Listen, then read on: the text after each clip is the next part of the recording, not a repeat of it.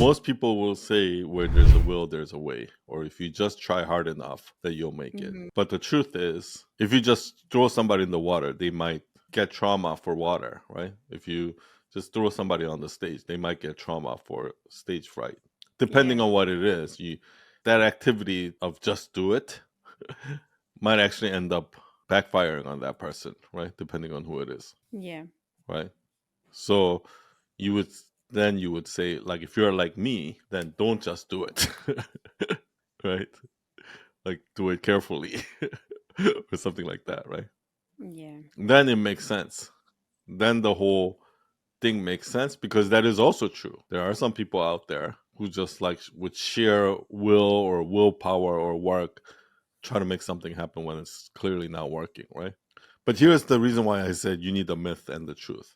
And this is why the audience is also important. Because you might think that that's how most people are. They're like, oh, I just have to try hard enough and blah, blah, blah. Well, that's not most people. That's a very small, tiny percent of minority percentage of people are actually working too hard or using their sheer willpower to make something happen when it's just not working for them. It's not most people. The reason why most people don't make it, the reason why most people don't become a public speaker, the reason why most people don't grow Instagram, the reason why most people don't become an entrepreneur is not because they were traumatized. It's not because they put in too much willpower that didn't work. It's because they actually didn't put enough willpower. It's because they didn't put enough work. That's why.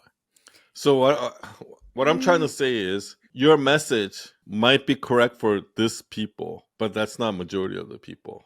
If I look at majority of the people right now, the reason why they're not mhm. succeeding is not because they were traumatized or they're doing the wrong thing, or it's just because they're not working hard enough. That's why.